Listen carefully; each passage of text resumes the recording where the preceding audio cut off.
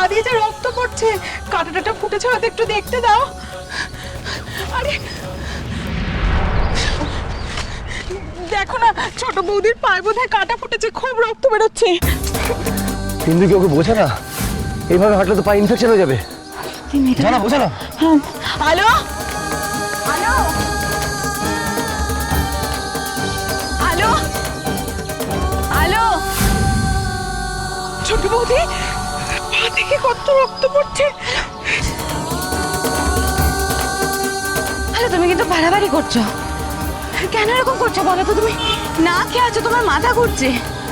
শোনো না, আরো একটু দাঁড়িয়ে যাও, একটু বিশ্রাম নাও, তারপর না হয় আমরা আবার। না না বর্দি, আমার এখন বসলে চলবে না। যত তাড়াতাড়ি সম্ভব সৌরভকে মায়ের আশীর্বাদী ফুলটা দিতে হবে। কপালে ঠাকুরে ফুলটা না। চুপ করো তুমি, চুপ করো। বড্ড বাড়াবাড়ি করছো তুমি।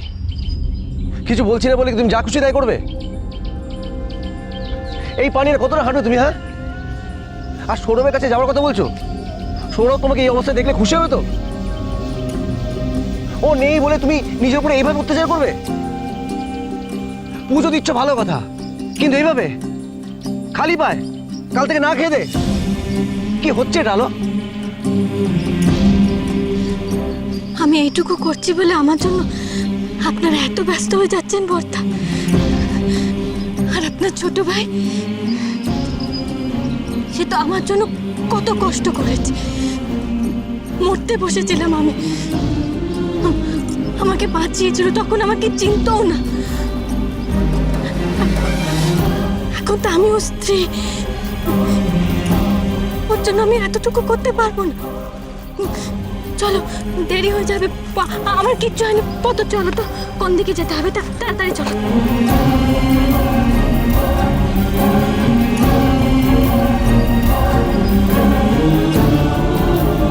সত্যি রে দাদা, ভাইটা কপাল করে বউ পেয়েছে, নাহলে আজকালকার দিনে এরকম মেয়ে পাওয়া যায় নাকি?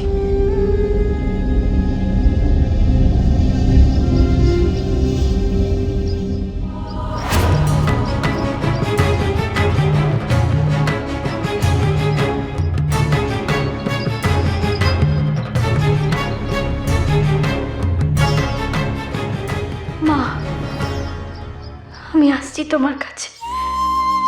আমার স্বামীকে যেভাবে হোক তোমায় রক্ষা করতেই হবে। আমার মনটা আজ কেন কোডাচ্ছে মা, ওকে ভালো রেখো তুমি।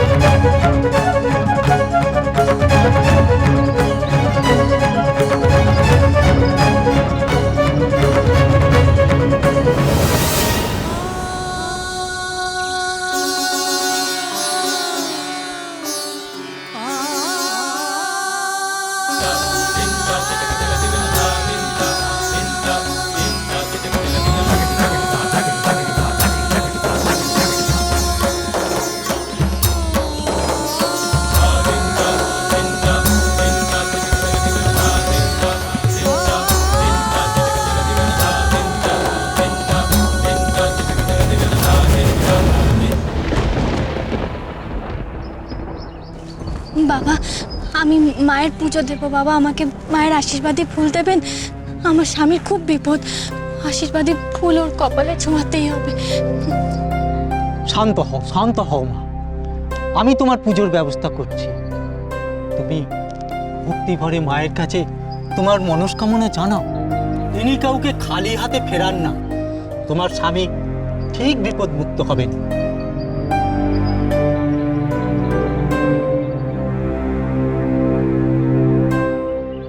মা গো, আমি যেন আমার স্বামী আমার মেয়ের প্রয়োজনে নিজের দিকটা না ভাবি। ওরাই তো আমার সব। ওদের ভালো হলে আমিও ভালো থাকব। আমি যেন ওদের প্রয়োজনে নিজের সব স্বার্থ বিসর্জন দিতে পারি। আমাকে তুমি শক্তি দাও মা, এটুকুনি শক্তি দাও।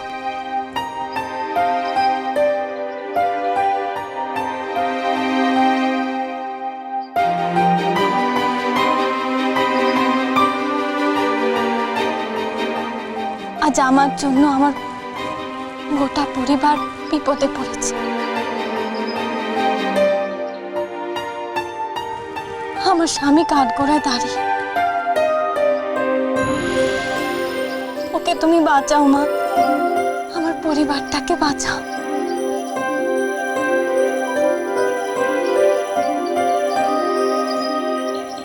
আমার পরিবারকে যেন আর হেনস্থা হতে না হয়, তাতে আমার সব চলে যাক, আমি তাও সইব। আমার যা প্রাপ্য না আমি তা চাই না মা, আমি চাই না।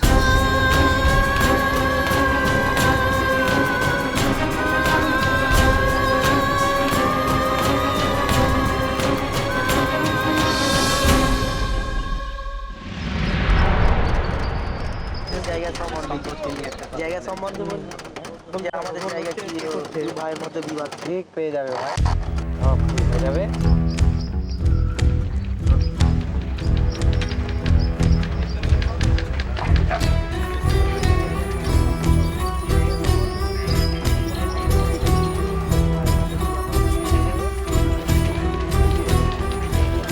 Good morning ma'am. Satyaki Mallick হাজির।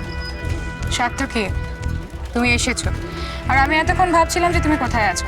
এনিওয়ে, কাগজপত্র জোগাড় হয়েছে? ইয়েস। আপনি অর্ডার দেবেন আর কাজটা হবে না, এটা কি হতে পারে? কেসটা একটুখানি কমপ্লিকেটেড, নিশ্চয়ই বুঝতে পেরেছো। একা অম্বরীশকে নিয়ে এটা আমার পক্ষে হ্যান্ডেল করা সম্ভব হতো না। কেসটা নিলেন কেন? কি বলতে চেষ্টা করছো সার্থকী? তুমি খুব ভালো মতোই জানো মহিলাদের রাইটের জন্য আমি কি করি। Sourav Maitra, son of Surendranath Maitra and brother of Saugata Maitra, তাই না ম্যাম? ইন্টেলিজেন্স কোর্টে জয়েন করছো না কেন? বয়স যতক্ষণ আছে পরীক্ষাটা তো দিতে পারো, কিন্তু যতদিন আমার সঙ্গে ওকালতিটা করছো, try and stay within your limits.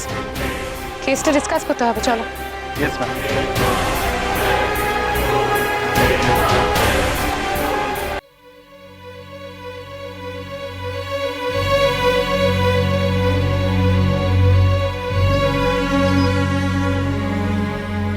মা, তোমার স্বামীর কপালে এই নির্মাল্য ছুঁয়ে দেবে। তার বিপদ যাই হোক না কেন, সব রকম বিপদ থেকে মা উদ্ধার করবে। বর্তা শিগগিরই চলুন, ওর মাথায় ফুলটা চুয়াতে হবে। তাহলে তো আমাদের এক্ষুনি থানায় যেতে হবে রে। না, থানায় গিয়ে লাভ নেই, কারণ ওকে নিশ্চয়ই এখন কোর্টে নিয়ে গেছে।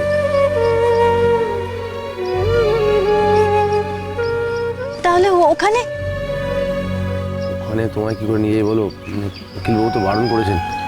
তাছাড়া আইনের হাজারো মারপ্যাচ, তুমি গেলে যদি সৌরভের আরো বিপদ বেড়ে যায়। আলো, একটা কাজ করো না, তুমি নির্মাল্যটা আমাদের হাতে দিয়ে দাও, আমরা না হয় নিয়ে গিয়ে ভাইকে। কিন্তু পুজোটা উনি দিয়েছেন, নির্মাল্যটা ওনার নিয়ে যাওয়াই ভালো। কিন্তু আর কোনো কিন্তু না বর্তি, যেভাবে হোক আমি ওর কাছে যাবই, ওর কপালে এই ফুলটা ছোঁয়াতে হবে। ব্যাপারটা কিন্তু খুব রিস্কের হয়ে গেল।